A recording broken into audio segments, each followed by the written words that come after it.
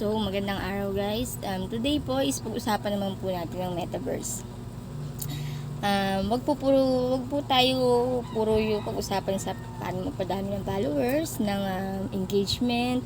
Kailangan naman po talaga yun sa ano. Pero para po maiba lang po ang usapan, dun po sa mga hindi pa nakakaalam about sa metaverse. Ano nga ba ang metaverse? Ang metaverse po ay ang bagong pangalan ni Facebook Meta. So, ano nga ba ang metaverse? Ang metaverse ay susunod na evolusyon sa panlipo ng koneksyon ng mobile internet.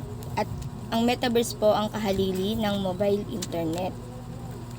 Tulad po ng internet, ang metaverse po ang tutulong sa atin para koneksyon sa mga tao kapag hindi tayo physical sa ibang lugar at ang mas maipalapit pa tayo sa isa't isa for being together person. Yan po yung metaverse. And March 25, in-acquire ng Facebook si Oculus. Ang Oculus po ay ang isang kumpanya na gumagawa ng virtual reality headset. Yun pong lalagay sa mukha na pag sinuot mo siya, para ka nang nasa ibang dimension. Yan po siya. Videoistic din po siya na pagka sinuot mo nga po siya sa mukha mo, para ka nang nasa ibang world. Yes, para ka nasa ibang game. Ayun. And yun nga yung isa sa mga concept ni metaverse.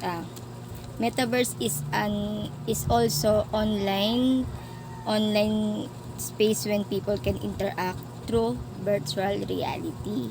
Yan. Kung familiar kayo sa Black Mirror, yan. Ano nga ba yung matutulong ni metaverse?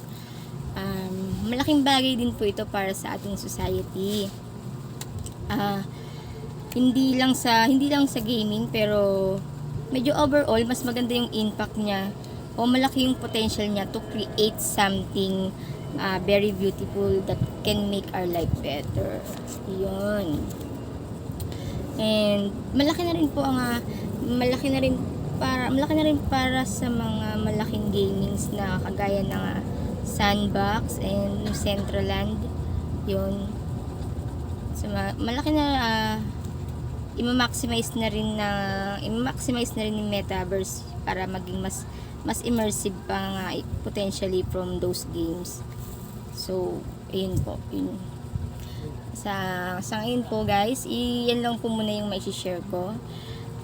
Yan lang po yung sa ngayon lang po yung nalalaman ko about metaverse. So magre-research pa po ako about that, and i-share ko rin po dito sa inyo yung aking yung knowledge ko ng konti about metaverse.